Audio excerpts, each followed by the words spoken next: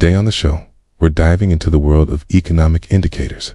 These are the numbers that tell us how the economy is doing, things like GDP, unemployment rates, and consumer confidence. But what do these indicators really mean? How are they calculated? And how should we interpret them?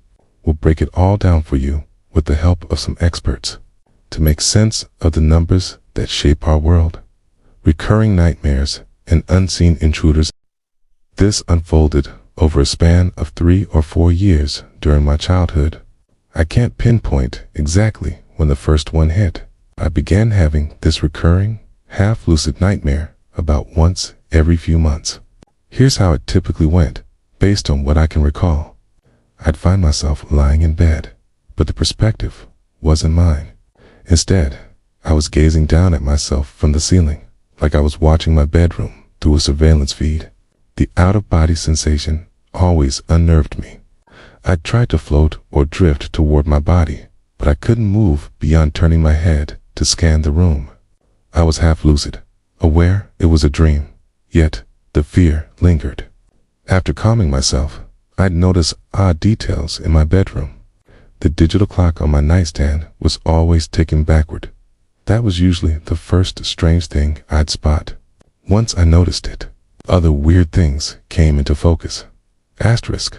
There were crayon drawings taped randomly on the walls and dresser, the kind you'd expect from a kid my age, but I had no memory of creating them. I wasn't much of an artist as a kid, so it wasn't like I'd forgotten about them. They always depicted the same scene, a line of people holding hands, all smiling, with one smaller figure, presumably me, standing in front of a house with a blue roof. That's about all I can recall of the drawings.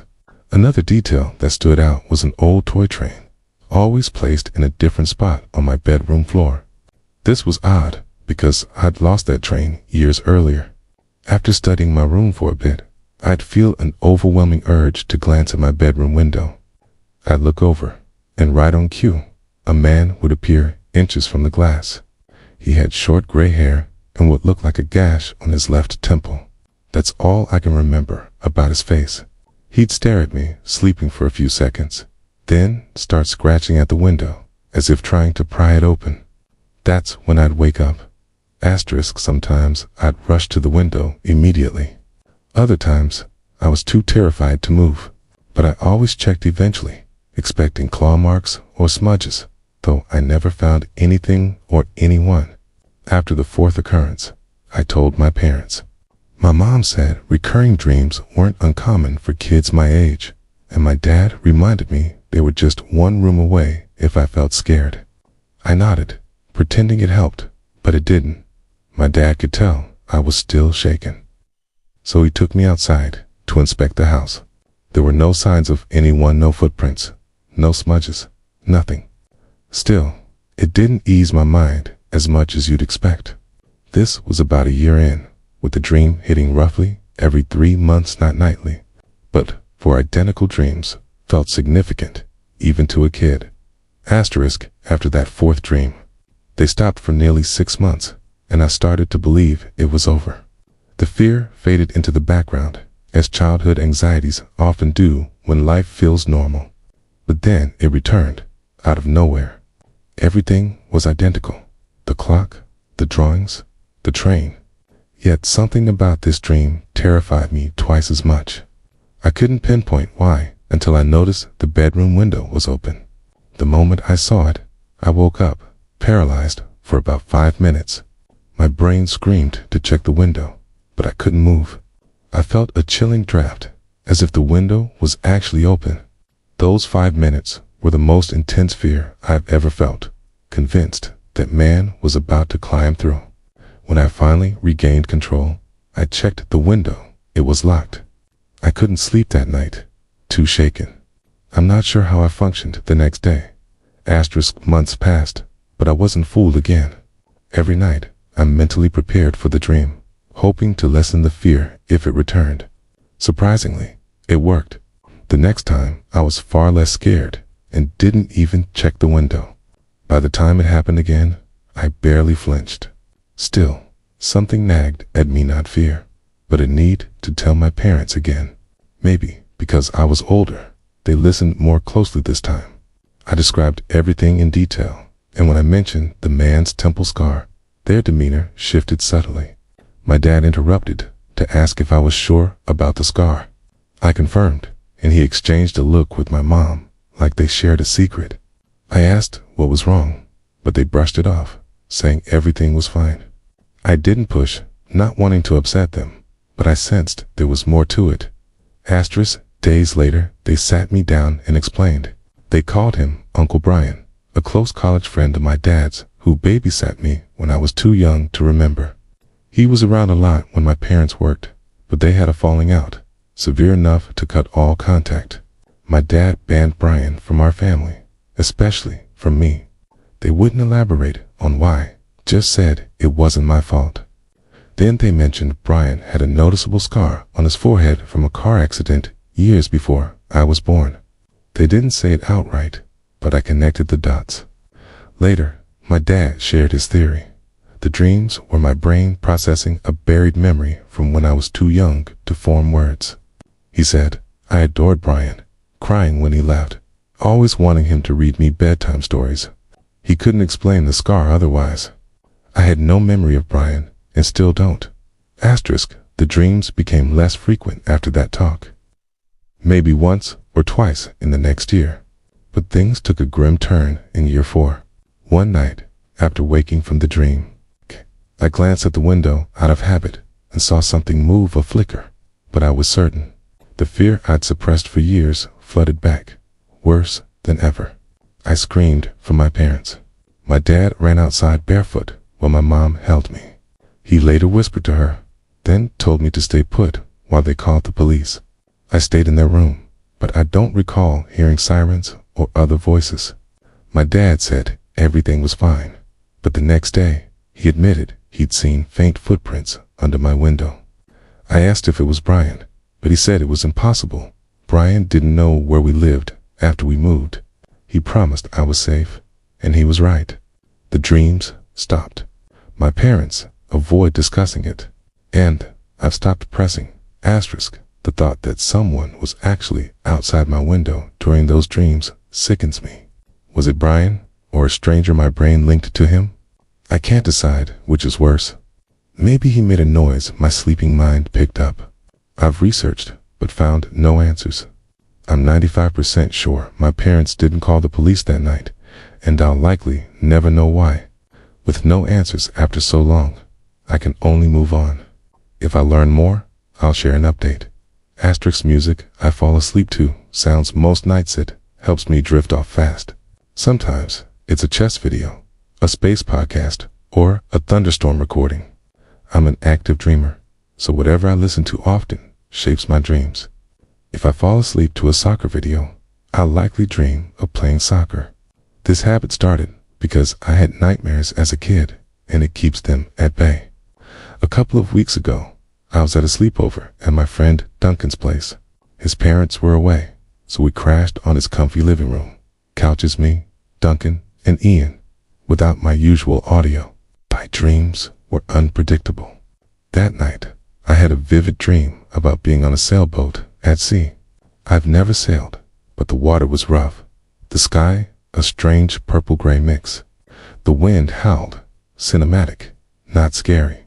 Then the boat lurched, hitting something that cracked the hull. Water poured in, and I tried plugging the hole with my jacket, toothless.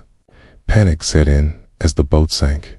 A dolphin leaped out, locked eyes, and said, "Wake up," in clear English. I snapped awake, unusually alert. Everything seemed normal, my friends asleep, the living room unchanged. But during that hazy post-dream phase, I heard a rushing sound from upstairs, like a hose. It must have triggered my ocean dream. I listened, realizing it was running water from the upstairs bathroom. The door was ajar, and I could see the sink faucet blasting.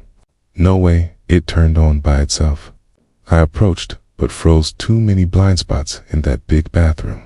Someone could be hiding. My gut churned, and I backed off, waking Duncan.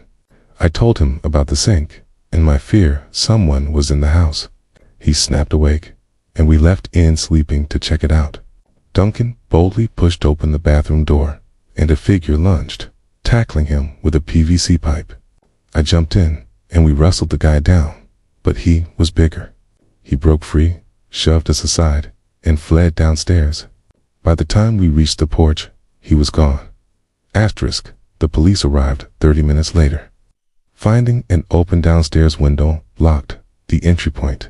With no cameras, there was no evidence. They called it a random burglary, but we disagreed. Why would a burglar turn on a faucet? It felt like a trap to lure someone upstairs, suggesting darker intentions. Duncan thinks the intruder expected only him, knowing his parents were gone. I shudder thinking what could have happened if I'd entered that bathroom alone. Today on the show, we're diving into the world of economic indicators. These are the numbers that tell us how the economy is doing, things like GDP, unemployment rates, and consumer confidence. But what do these indicators really mean? How are they calculated? And how should we interpret them? We'll break it all down for you with the help of some experts to make sense of the numbers that shape our world. A couple of months ago, my girlfriend Bonnie invited me to stay over while her parents were away for an anniversary trip. Normally, they're strict, so this was a rare chance. Her suburban neighborhood is quiet, almost eerie. By 10 p.m., I arrived around 8, and we watched a movie in her second-floor room, facing a dark tree line. We slept in her queen-sized bed, plenty of space. Around midnight, we turned off the TV and dozed off. I had a vivid false awakening dream, one of only a few in my life. These dreams make me believe in things beyond the physical. I woke to a door slamming downstairs, followed by rapid footsteps racing up. I jumped up to confront the intruder, but froze. Bonnie's room was identical, except for a thin yellow glow under the door. My vision tunneled on it, confidence gone. The footsteps reached the door, then stopped. A woman's voice began insulting me, then grew personal, reciting private details, things I'd never told anyone, not even Bonnie. One voice became many, tormenting me with my deepest secrets. I couldn't take it. I flung open the door, but every light went out, and a freezing cold hit me, like stepping into another realm. I stumbled back to bed, diving under the covers. Asterisk. Then I woke again, still dreaming, seeing the same light under the door. The sequence repeated. Door slam, footsteps, voices, darkness. When I truly awoke, my heart raced. Bonnie slept soundly, confirming I was awake. She wasn't in the dream. But then I saw it, the same yellow glow under the door. Every light was supposed to be off. Footsteps echoed downstairs. I called the police, locked the door, and woke Bonnie quietly. After 10 minutes, the police arrived, kicking in the front door. I saw 2 masked men cuffed and taken away. Bonnie's parents rushed home, grateful I was there. Later, the police said the men targeted the house after seeing a Facebook post about the trip, thinking it was empty. The break-in doesn't haunt me, but the dream does. The footsteps could explain the sounds, but not the voices or that light. Bonnie thinks it's my subconscious, but I can't accept that. The light's image lingers in my mind, even now, like it's burned there. I hope it fades, but part of me fears it won't.